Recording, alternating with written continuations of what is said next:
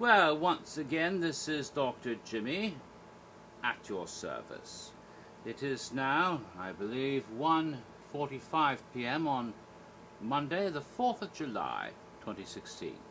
Happy Independent Day for all of you who are celebrating your independence. For those of you who are not, well, sorry, you're a bunch of foreigners.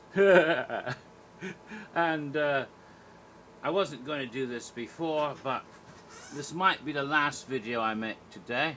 Maybe not, but this is the 4th video I've made today, and that's quite a bit. So, this will be part 8 of my history of Halloween Horror Nights 23, What Evil Has Taken Root, from 2013. But today is Bob the Cat's birthday, and although she's still sleeping over here, I'm going to bother her this time, even though it's her birthday, because I think it would not be right to get through these videos today without making a Bobcat appearance. So here she is, my lovely baby Bob, 12 years old today, which is not that young for a kitty cat. It's actually a bit old for a kitty cat. That puts her like a senior citizen cat, but she's doing very well. The Japanese bobtail is a hardy breed, and they can live up to 20 years. Hopefully Bob will be around for many more years yet to come. Who knows, she might end up breaking world records and live to be 30 or something. I'd love that. Love to have my kitty forever. So here she is, my baby bobcat. Sweetheart pussums. Happy birthday, Bob. Glare at the camera. Glare with your evil eyes. Hypnotize. Yes, because she's pissed off that I disturbed her when she was trying to take a nap. So I'll let her go back to sleep. There's a good kitty. Oh, don't bite. Oh, she's a bit pissed off now. Now she's up and around. I'll have to pet her nicely. Oh, it's a good catums. Little snappy wappy, pushy pushy tushums pushums. Okay, now I'm done with the ridiculous baby talk with the cat. Let's continue with Halloween Horror Nights 23. And it's appropriate that I display the ferocious, furry, fanged, clawed predator just now, because that's what the house I was talking about most recently is about. Except it's not a feline beast, but a canine beast. Of course, the house American Werewolf in London.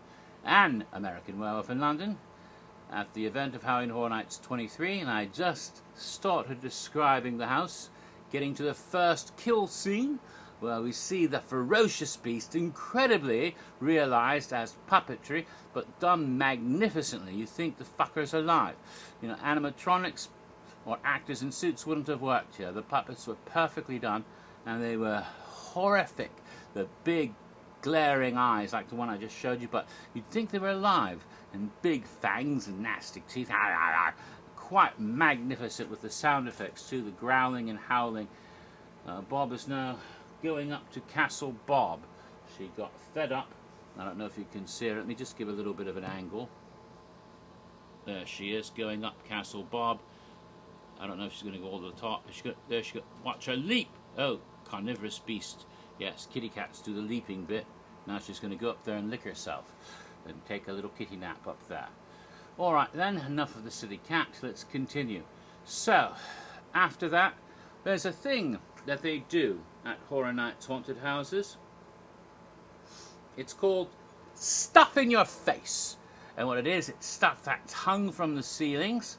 Sometimes it can be rather simple, like sometimes it's just little tiny threads you can't see, and it touches you. What the fuck was that? Yeah. Sometimes it's like big drapey stuff that you have to kind of push out of your way to get to the next scene, and it allows you to not see what's coming until you're in there, and you might have a big scare coming up. Yeah. Right after the first kill, there was a lot of stuff in your face, and this was some sort of furry stuff. It was really weird to have furry stuff in your face in the werewolf house, because you sort of thought, what are they trying to say? That there's like a werewolf on the ceiling and his tail was sticking me in the face. Yeah, I don't know, or maybe this make you think that some sort of furry beast is there in the dark, you can't see it, but it touched you. I don't know. But there was this furry stuff in your face, and right after that was another big scare right to your left. Another huge werewolf, and it got right up at you. Quite horrific. Oh my God. Very good. Very good. And after that, you find yourself, because Jack's just been bitten, right? So you go in, not Jack. Jack's been killed dead. It's David who got bitten and survived in the hospital. And in hospital, there's David himself. He's lying on his hospital bed. He even looks like David Naughton, but it's a mannequin. And in the hospital room, of course, David's sleeping, and of course he's dreaming and having horrible nightmares, like you remember from the movie. And so, of course, right away, there's one of those horrible nightmares. The screen opens, and a Nazi zombie werewolf monster with a pointy knife comes out, stab, stab, stab. Oh, God, that was scary, to attack the nurse, right? So we have that. Oh, my God, what the hell was that? It's a nightmare sequence. The nightmare's not over yet, folks. Remember, he wakes up from a nightmare and he's still in a nightmare and has another one, just like in the movie. So you find yourself in David's house back in the States. Now, they didn't have the menorah up on the mantelpiece that they had in the movie. Perhaps they thought it might be offensive if you saw that and you think, what, are they trying to kill Jews or something? Because you may not realize what's going on in the movie, because of course David Kessler is Jewish and his family obviously is Jewish. They didn't have television with a Muppet show on it, sadly. That would have really killed it for the scene, because the Muppet show was playing during that whole nightmare sequence on the telly in David's house. They couldn't do that because, after all, those Muppets are owned by those other company down the street, you know, Mickey Mouse. So they couldn't actually have Muppets on the telly. That did not prevent them from making another Disney reference that is in the actual movie in another scene, as we will shortly get to. So, you're in the room, and of course this is where David Kessler's family is slaughtered by the zombie Nazi werewolf demons, wearing the Nazi uniforms and helmets, and they've got wolf faces and zombie faces, and they come in and attack. The first weekend, the first couple of weeks, they had rather human faces, which looked kind of weird. It actually looked like Nazi soldiers. That actually was rather unpleasant. Fortunately, they didn't get all the masks yet, apparently. They hadn't got all the masks done. Again, budget, I suppose. By the end of the event, the masks were there, so they had the proper zombie and wolfman masks when they came out and started shooting machine guns, killing off the family. And you had, like, the dead people lying on the floor, the kid and all of that. All the people are lying, blood everywhere. They shoot up the room, bang, bang, bang, bang, bang, bang. Then when you go through that scene, another one comes out from another boo-hole with a gun, bang, bang, bang. And then you're into a different apartment altogether. You're up from the nightmare. You're now in I think her name was Alex, the nurse who was in love with Jack, and was played by the actress Jenny Agutter. Also was in Logan's Run, but playing Jessica, I think, in Logan's Run for science fiction 70s trivia. But she played the nurse in American Werewolf, and this is her flat where David was staying, and then he has his first transformation, if you recall, because he's been warned by Jack and he doesn't believe because he thinks he's hallucinating. And so what happens, you go into that living room and David's on the floor turning into a werewolf. He's there butt naked and his body is distorting, and he's got his face is human and is screaming. And what they did was the character's in the floor, and his arm, one of his arms and his head is him with makeup on for the transformation. The rest is a mannequin, and it's all distorted, and like when he's transforming in mid-transformation. So you see that very scene, and that very scene, of course, you've got the little Mickey Mouse, little Minnie Mouse, and little Donald Duck figures in that room on some of the bric-a-brac in the room, the Gone with the Wind poster, all the stuff that was in the movie. So they did make a little, they did put that in the house after all. So up yours, Walt's Frozen Head. we got it in the at the Horror Nights after all. So after that, Jack shows up, and he's all decomposing and hideous and telling David to kill himself. He comes popping out of a boo-hole at you and trying to warn you about that way, but you don't heed his warning, and you keep going, and now you're in a totally different scene, and you can see a cigarette machine. I love it, period, because, you know, people smoked more back in those days. And you have a cigarette machine, and you're in the underground. That is the subways under London, the underground. And this was wonderful because they actually gave it a ceiling. Most haunted houses at horror nights don't have ceilings. If you look up, what you see is the soundstage ceiling way up above you. You have walls, you have floors, you have stuff, and you're supposed to be so interested in that you don't look and see there's no ceiling there. You know, you don't see the top of the sprung tent or the parade building or the disaster overhanging thing. You don't see any of that stuff because you don't look up. But here it didn't matter, because in the subway and the underground they actually built a complete set including the ceiling, so you felt like you're deep underground. You felt like you were in this claustrophobic area, and you're going through these tunnels, and they have, you know, movie posters and things on the wall, advertisements like you would have in the real London Underground, including, you know, not just underground posters, but also one for a movie called See You Next Wednesday, which is a pornographic movie, apparently, and part of the inside joke that John Landis shows in every single one of his films. It isn't always a porno film, but it was in this one, in American Werewolf. The one that's playing in the porno theater has a great scene where, you know, these guys, a couple are fucking on the bed, and a man walks in, says, "Hey, what are you doing?" And I don't even remember the punchline. It was like, "What are you doing here? You know, you're screwing my wife." He says, "I've never seen you before in my life." "Oh, I'm sorry." He mistook them, and so he walked in the wrong room. And of course, what happens in pornos is, you know, he tries to leave and say, "No, you don't have to go," because, you know, still comes a three-way. But you know, but the stupid dialogue, the insipid attempts at acting in a porno movie, it was all parody. You didn't actually see the naughtiness because, of course, it's not that kind of movie. Werewolf only had an R rating, not an X, right? So, but it was a movie within a movie, and you do get to that in the house, although you don't see the scenes in the movie for a reason I'll get to in a moment. But you're in the underground, and there's a poster for that movie, and then you come through there, and on one side, the victim in the subway, the guy who gets chased in the subway, the wolf, he shows up and he's all bloody and screaming.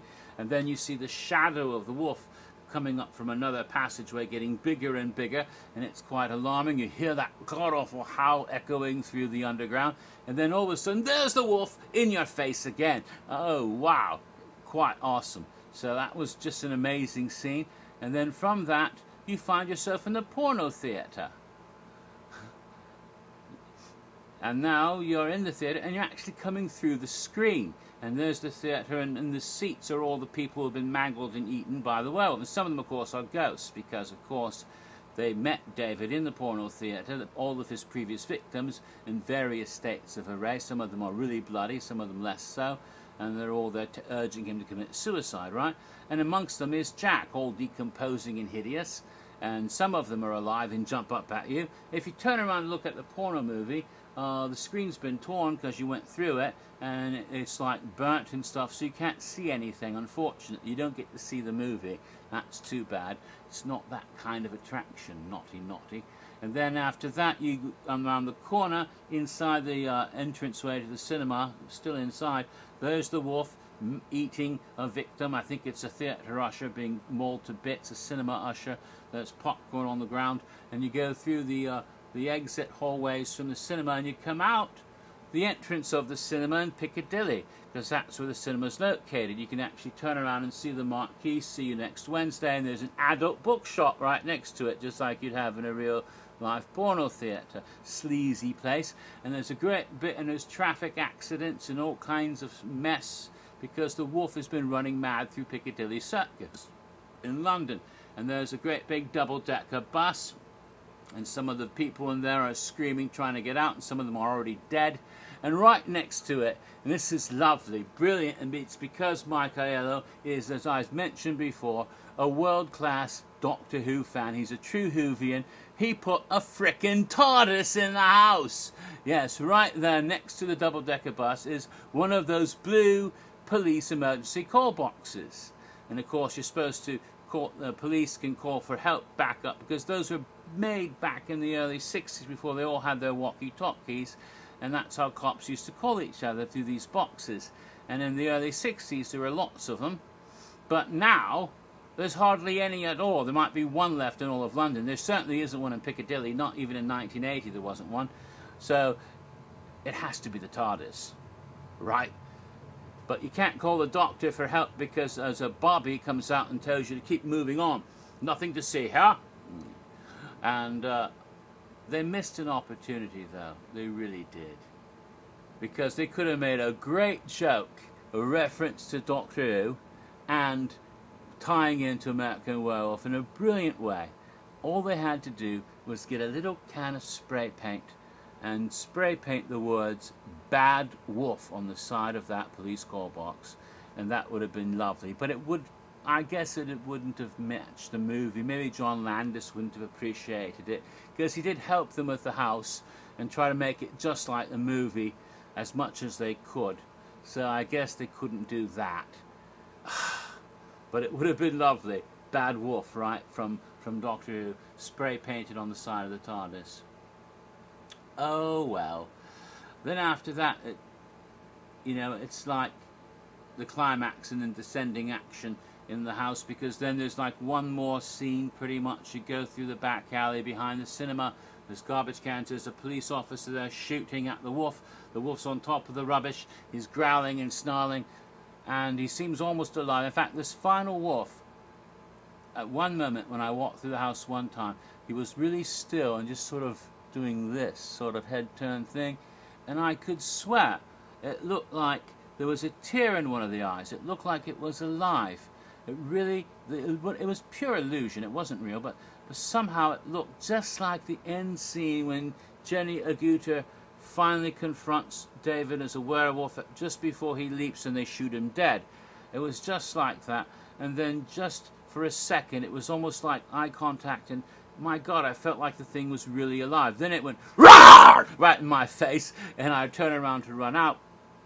And of course, as you go out, you hear boo boo doo doo doo, blue moon, a song is playing, Blue Moon, blue blue blue blue moon, you hear all that, bow bow dang dang dang dang ding a dong, Blue Moon. You hear that as you go out of the house. And of course, if you're playing Legendary Truth, you scan your card at the Legendary Truth icon on the way out of the house.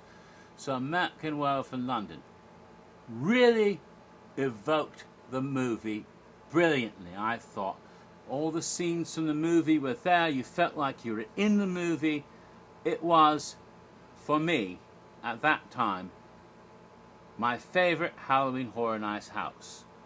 I'm not sure it still is, but in 2013, it was like, God damn, that's the best house I've ever done. For me, it wasn't the scariest house. I got much bigger scares in Dead Exposure and Insanity, and it may not have been the scariest house that year, even. And there's been other houses since then that really, like Monsters of Mayhem last year, I think topped it for me. But that particular house that year was, for me at that time, the best house, my favorite house of all time at that point. So that's how much it impressed me. I really, really dug the house. Last year it kind of went down a bit because they repeated it, and in some ways the repeat just wasn't as effective as the first one. Maybe it was too soon, but we'll get to that whenever we get to 25. Don't need to hash that out now. What I do need to talk about is American Werewolf in London, the cocktail. Yes, because for that house, I said, here,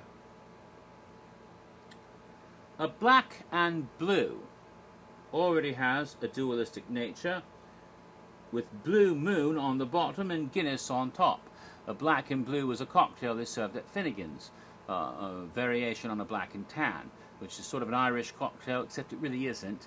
There's no way the Irish would ever make a cocktail named after the black and tans, who slaughtered Irish people.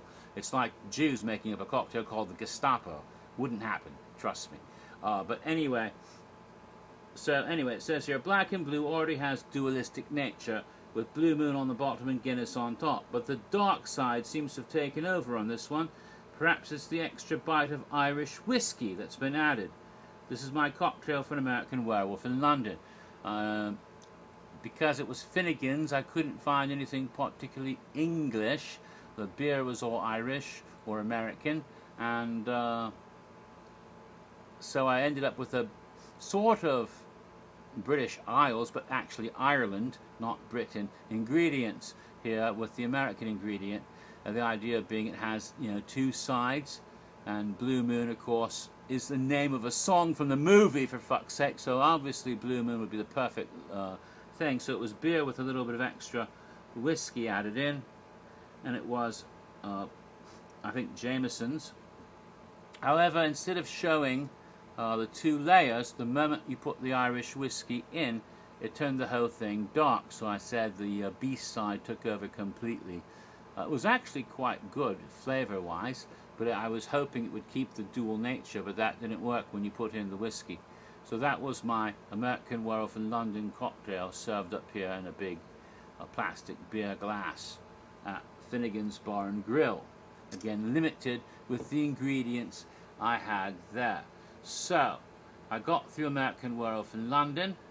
Next time, when I do part 9, I will move on to the next house, which will be the last house that was in sound stages at the event of Halloween Horror Nights 23, the house called Evil Dead.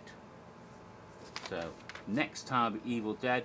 Probably not make that video today. I'll save it for some time later, maybe tomorrow, maybe another day. Who knows when that will be, but hopefully not too far in the future, because I would like to get through all of this history, including Halloween Horror Nights 25, by the time Halloween Horror Nights 26 starts. We'll see if I can manage. It's only July. So until next time, have pleasant dreams, not dreams like David did in that movie. Ooh, when you wake up and you think you're awake, but no, you're still in another nightmare. Oh my God, here comes another one. Ha ha ha ha ha ha.